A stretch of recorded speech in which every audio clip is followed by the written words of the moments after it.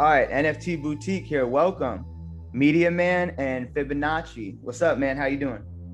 What up? What up? We here. Let's go. Heck yeah, heck yeah. So Fibonacci and we created NFT Boutique shop on the OpenSea platform. With that being said, we are digital archaeologists, and we culturally convert analog to digital. As far as anything else on NFTs, you're gonna have to do your own research on that. We're just a couple steps ahead of all that. So that being said, Fibonacci, man, how was your day? How's everything? Let's rock. Yeah, we here finally. We're here to talk about the NFT space. Heck yeah. Really, just chit chat on it. Give the world our commentary, what we think about it. Talk about our inspirations. Talk about what's whack, and that's pretty much what it is. Definitely a lot of stuff was whack. Yeah, for sure. So we ran into the NFT game, but pretty much at the top of the year. Like when we decided to get into it, we just about April, put head first. Yep. Yeah. Even before that, we were scheming before that around February. Definitely. Well, Fibonacci and I myself, we both are involved in the crypto game. So right. With us in the crypto game, and then once hearing the words about NFT, we just did our research like ASAP and was right on it. So we kind of fell into it, as well as, my own professional background goes into graphic design, and then Fibonacci's professional background goes into business. So it's actually like a perfect mix for us to come right together and then create the NFT boutique shop as we did. So yeah, that was pretty dope. I mean, I'm gonna put it out there. For me, a great inspiration really, and the start of the research was really watching one of the earlier shows that Mark Cuban put out. That sparked a lot of interest. And then for me, from there, we really took off. We really jumped in head first. And I mean, we went balls to the wall, which we'll explain a little bit about our beginnings and what happened. Because we actually had a funny come up and some trials and errors, if you will, that had happened with us. You were gonna say something? Yeah, for sure. I was just gonna say, like what we do is like we do original art pieces, but we also create like iconography, and we do cultural representations in the real world and convert them into digital tokens, in which we hope that these artifacts that we put forward, whether cultural or like ancient, they continue to live in the virtual space going forward. Right. Yeah, no doubt. I just want the world to really know that, so they can understand why they see certain things that are natural phenomenon or cultural phenomenon, or like iconography or taboo topics. We got a lot of taboo stuff, some would say. Yeah, that's depending right. Depending on definitely. the lens, So say that again, my bad. Very thought-provoking shit. Oh no, that's 100%. I mean, each piece that we have that you see, there was a lot of thought put into it one way or the other. As well as some stuff might be a little bit more difficult to understand. And what we're going to be doing as well with some of our future shows is we're going to be breaking down some of our pieces for everybody and future collectors, so they can get more of an understanding from the actual minds that created the piece, and really what they were thinking when the process was going down, which is us, of course. So definitely that's some future shows that we got coming for folks as well, and just for our shop.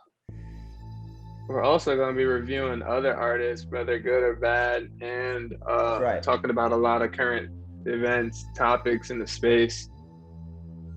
So one thing I do want to kind of talk about when it comes to the regular NFT space itself, kind of to take away from us for just a moment.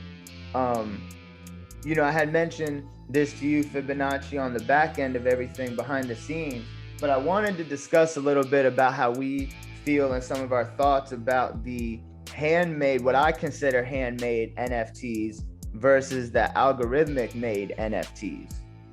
Why don't you break that down a little bit further? Definitely. So yeah, let me break that down for a few folks that might not just be exactly up to speed. We'll help you out. So handmade NFTs, what I'm considering a handmade NFT is basically something where you have an actual human, a graphic designer, or even a team of graphic designers, and they have actually put together something where they've put their hours in and hard work, and they've created something with the mouse or the pads. They've drew it out. They put hand work into it. What I mean by algorithmic made NFTs is something that I noticed that started popping up. Well, they've actually, the originator of NFTs was an algorithmic made NFT, but more or less, we'll just go right to it, such as the CryptoPunks or algorithmic made NFTs. So what looks like and seems to have happened is you have a team of designers to a degree, or coders, and they've created, and this is a little bit of my research plus just some opinions involved with this as well, but it seems like they've created some type of generator that once you put in certain information, it kind of spits out these 10,000 NFT art pieces, such as CryptoPunks or Crypto Kitties is another one. Some of these different various ones where we have like 10,000, it's set at the 10,000, and they're all the same virtually, except for different look or different style, what we're seeing in the CryptoPunks, for instance. So those are algorithmic made ones. And I kind of have, for me, I have different thoughts when it comes to that, and really where the longevity lies in NFTs. Is it going to lie in an actual artist creating something with their, from their mind through their hands to the paper, if you will, which would then be digital? Or are we really going in a manner where it's this algorithms are the ones that are actually creating the more expensive NFTs? What's crazy is, like, I thought about this, and over my consensus on it, my conclusion is that, hey, we want to, us as humans, we design the NFT space, but it's also like the digital battlefield. Like, you can't be mad when AI you're going head to head with it. You're stepping into its realm. Even though we create it, you got to think it's its realm. Like, if you go into the real world, you don't expect AI to be surfing next to you in the water. It's not possible. But when you go into its realm, it's like, hey, may the best thing win, because it's not a man, entity. No, that's real. And I mean, it's what's interesting too with these ones such as the CryptoPunks and ones just like that, and we'll just use CryptoPunks as the example, is they're flawless, because the computer is pretty much making everything after the coding's inputted. Where with the handmade ones, at the end of the day, you may have something still wrong, That's what I'm saying. The imperfection is art. You feel me? The machine is never going to be able to duplicate what a soul could create, because that is the difference. Spit some fire. That's real. Yeah, that's super real. What you feel about it? Well, going to the longevity when it comes to these two different things, what's kind of interesting too is right now we do kind of see a mix within the auction realm with I believe it's called Sotheby's and Christie's, where you do have some artists that are in there creating what I would consider the handmade NFTs, where they actually have also real art, physical real art that's being auctioned off as well. And then you do have CryptoPunks that are being sold through there as well. I guess like you said, you were mentioning something about, you said something about the soul. Do you recall that one statement you just made? Yeah, I mean, it's not going to be able to create like the soul, or right. How like what a soul could see, a machine won't never be able to see. Exactly. And I get, and that's where with that statement is what I was thinking in my head at this moment was like, I wonder if we'll see what I'm considering the algorithmic made NFTs, something be created that is in a timeless manner, such as a handmade piece like a Van Gogh or a Picasso. Mm-hmm. I mean, it's kind of hard to think that, because Well, I'm saying, like, if you get the early guys like Bleeple and, like you said, CryptoPunks, these are things that will be considered those. These people that own those Taco Bell NFTs, like that type of stuff. Right. Like like when the space is so developed, like it would be considering, like, imagine when you had the first website, that's just like mind blowing. No, for real. And what's crazy too is they actually did just sell that internet coding as an NFT. It sold for some M's for sure. Really? Yeah, I'm not sure if you had picked up on that or you caught that one. So is what happened recently is the original creator, or anyway, the original guy who created the coding, I guess that's what it is. The guy who created the original coding, that's what I'm trying to say. He sold the original internet coding as an NFT recently. I believe it was in an auction. I don't want to say who it was and then get it wrong, which place auctioned it. But I believe it was in an auction. I think it sold for between 7 and 11 million. But wow, it wasn't like it was anything too special, if you will, having that as an NFT. It's been, but it is though. It's the cultural significance. You feel me? Well, no, it is, yes, because you do have, like, you own it, but it's not like, what am I trying to say? It's not like something like, oh my God, now this guy owns it. It's been public source, like it's been public knowledge you could always view on the internet anyway. Anyway, he just owns the rights to the actual thing now. He owns like the patents to it and everything. So I guess essentially he owns the internet. Right. Which is pretty nuts. You know what I mean? I guess if you think about it that way. You had mentioned Bleeple too. And, I was talking about this in the background, a couple of days ago. Kind of want to segue into that, One thing that I don't see happening too much in some of the NFT talk that's going on is really like criticism, whether if it's like one way or the other. Bleeple being being like the god of NFTs at this point, selling one of his for something like $70 million. My guy put the work in, working for all the different corporations that he's known to work for. His skill is there, but as I'm gonna say it and I'm gonna put it out in the podcast to, just create the conversation, if you will. Because I feel like a lot of people are afraid to say stuff about artists in the NFT game because, everyone's just trying to build community, which community is fine, but community also gives, constructive criticism and criticism. So, with Bleeple, it's like, I really like Bleeple's art. It's cool, but the thing is what I feel though is the production is off this chain. It's off the world. His production and his skill set when it comes to graphic design is clearly like as good as it's probably gonna get. And considering who he works for and has worked for in the past at different corporations, I mean, he is as good as it gets. But I don't think, for me, the art doesn't really captivate me like other art does. Some of the stuff he does to me seems kind of pointless, and that kind of goes into as well some of the stuff that we see in the search engines, as we call it, the bullshit in the search engines, and we'll get to that stuff in a minute. But I just don't see the point in a lot of Bleeple's stuff besides the fact that at this point, of course, you own a Bleeple crap. I mean, that's literally what he calls his own work, is Bleeple crap.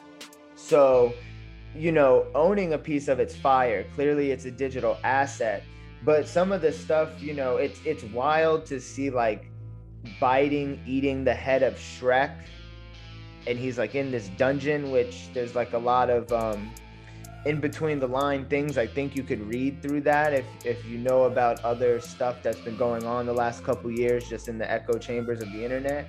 So I understand why he creates it, but some of it seems pointless. Like, for me, owning digital art, if I'm gonna spend $11 million on a piece of digital art, just as a number being thrown out there, I want to be able to put it like on the wall and show it. For me, that's not something I would. So it's interesting his name is bringing that much heat, but I wonder personally in the future what other work he's gonna do, or if it's just gonna be these still screenshots of just randomness. You know, some of his political ones are like okay, but I'm kind of over the political stuff. So I guess I'm also wondering too where his longevity is going to be, or if he'll always just have the longevity because, you know, the name is going to always hold that weight. Yeah, I mean, I think his stuff's dope. I told you that. No, for sure, and I still agree with that. Yeah, but as far as you want to talk about the search engine, well, yeah, search so engine like crap. Well, yeah, going into bullshit, because this is something you mentioned the other day as well, was the bullshit in the search engines, which we've gone back and forth about it. But like, what are the few statements you got on it? I mean, it's pretty. I think people are just throwing stuff to the wall and seeing if it sticks, you know? Right, and then there's a lot of talented people in it, but the majority isn't. It's a lot of BS and filters and stuff, you know? And then I can see how people would hate on our store, but like I said, our stuff is cultural significance. It's not just gonna be on there to be on there. You know, what happened with this person at that particular time? What is this image really showing? You know, what significance did it have on the timeline, calendar, if you will? I almost don't know how to put it, because it's weird. Like, back in my day, I did take the art appreciation a few times, and through that, and just always being someone who does appreciate art, going to museums throughout life and things of that nature, it's like, I don't want to hate on someone's art necessarily, because it's almost like, well, who the hell are you to hate on somebody's, not you Fibonacci, but you know what I mean? Like, who are you to hate on somebody's art, right? Art's art. But it's weird, like with the NFT space and the way it's blown up recently, and just literally like, oh my God, I think if you go on to OpenSea and you go on Rarible's page, the number of items that Rarible has on the OpenSea page, the number is unfathomable. It's like past the trillions of items. That's just from Rarible. And obviously that's from their marketplace merging with OpenSea as it does. But it's like, there's no way all of that is considered art. It can't be. So it's like a lot of the stuff going to the quote bullshit in the search engines. I mean, like you said, a lot of it is just people just trying to create something, throw it at the wall to see if it sticks. And then, with the prices, and then if Ethereum's up and gas prices, I think a lot of people shoot themselves in the foot with a lot of that. They're no-name artists charging $400 or $500 for something that ultimately it's cool, but I mean, even if you've seen it in Walmart on the clearance section, you probably wouldn't buy it for $2. Just because it's like, what's my use? What's the utility? And I think that's what it really comes down to a degree, is like, what is the utility of your NFT collection? Are you a collection such as hash masks, or Trim Rude with Rude Boys? Are you an actual NFT collection? Even to what we're doing, because what we're doing is, again, that conversion of the analog to digital. We're like a museum. We're preserving certain stuff into the metaverse that's really not there yet, physical to digital. I hope the longevity is there for us. I feel like it will be. But for a lot of folks, like I said, with the pointless art, it's like, I hate to hate on people's art, but at the end of the day, my God, I've seen some stuff where I just like want to tell someone, whoever owns it, please just take this down. It's not worth it, But anyway, moving forward, no need just to keep harping on that. But I'm sure everybody sees it. I'm sure a lot of people, and especially collectors that are sifting through stuff, as well as we sift through stuff all the time, just looking for the next hot thing and to see who's doing what. It's kind of quite difficult to get through everything and find something that is really worth it. Because what I've seen is, like, if OpenSea really doesn't mess with you as they semi mess with us, you're really not getting promoted too much. Even if you do have like a following, websites put up, and just everything synced and connected in the web as you need, you know? Right. Facts. Facts. So what is our goal for this show? Like what could the listeners have in store? Like what do you think we could offer them that isn't necessarily out in the market? Man, that's a great question, for sure. Well, for sure, what we're gonna be doing from here on out is good banter like this. It's definitely possible we could bring other folks in, other NFT folks, other artists, potential interviews with other artists, you know, that are doing their thing in the metaverse. You know, they're selling, they're proving, you know, and that they're just popular. They're out there building their brand. That's one. You're definitely gonna get the breakdowns for NFT Boutique in our shop. Let's see what else we got. We got the NFT Boutique Spotlight coming. Again, that's what Fibonacci had mentioned in the beginning, where we're gonna be, you know, kind of spotlighting certain artists, whether if it's good or bad that's going on out there in the metaverse. Let's see what else we got. I just had another one on the top of my mind too, and it just slipped my mind as I was repeating those things. It's all good. So you working on a lot of pieces right now? What's your what you like, what would you say you're working on right now? As far as like how many, what style? As far as just NFTs that I'm working on? Yeah. So really right now, what I am in the process of working on is really the NFT Boutique Spotlight. That's what we're working on. What that's going to be, just give a quick little breakdown of that, is I want to create something to present to artists that are truly making headway in the metaverse, such as basically like a trophy of, what's the word? Help me out here. That's recognition in the community. There you go. Perfect. Like recognition in the community. I really don't see folks doing that right now. You know, yeah, there might be some messages behind the scenes to each other. But, you know, really other than us waiting for big media outlets to, what am I trying to say? Excuse me. Waiting for big media outlets to write articles about these NFT shops to help boost their brand. It really needs to happen within the community. Right. You know, some of us have to kind of take way and build a brand somehow that coincides with that, and creating articles and a website that's the go-to for NFT, not necessarily news, but understanding of certain artists, if they're, you know, what their collection's doing, how it's going, you know, just something to show and prove these folks. It's just a lot of noise out there. There's a lot of noise in the world. But the people that need the headway, it's there, everything's there. So, excuse me, something else just happened here, just threw my head completely off. But yeah, that's what I'm working on right now, is that NFT Boutique Spotlight, and that will be coming soon. Soon as in within the next week or so, we will have the first ones out. We have a page already up on the website, folks. We're going to be able to go and be able to view the NFT, read the article, and then there'll also be, you know, links and everything there that will connect you to the actual artist and view their work of who we're giving that recognition to. What do you got, Fibonacci? What are you working on? I know you told me you got some things in the vault that, you know, low key right now, but you got anything for the folks? I'm working on like a art education NFT. It's going to be a series. I'm also going to do some personal art, you know, from my subconscious mind that I'm going to put out. I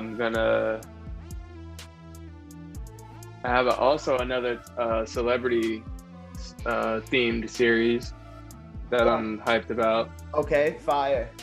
That's our fame. That's kind of part of the Fame series, folks. You got to check out the Fame series. We'll be breaking that down in future episodes. All right, continue. Yeah, I mean, Yeah. It's gonna be different than fame, Okay, yep. but it's gonna be correlated as far as, like I said, celebrity based, but really dope, really dope. I'm working on like 3 of them right now. Okay, nice. 3 of them. Nice. I've Yeah. I've gathered the elements. They're pretty fire, but I have to deliver it correctly. You feel me? You folks can find us all at NFTBoutique.net. That's really the short and sweetness of it right there. All of our links are on the website. The YouTube links are there. The Instagram links to our page are there. OpenSea links are there as well. We do use the OpenSea marketplace, folks. That's where you can purchase anything that you want from NFT Boutique. Check our store out. If you like something, go ahead and buy. We got people copping stuff now, so shout out to them. They That's just a see the fact. vision. Shout out to the owners of NFT Boutique and who got some nifties from us right now. That's fire. We appreciate you guys for sure. Definitely. Yeah, I like them all.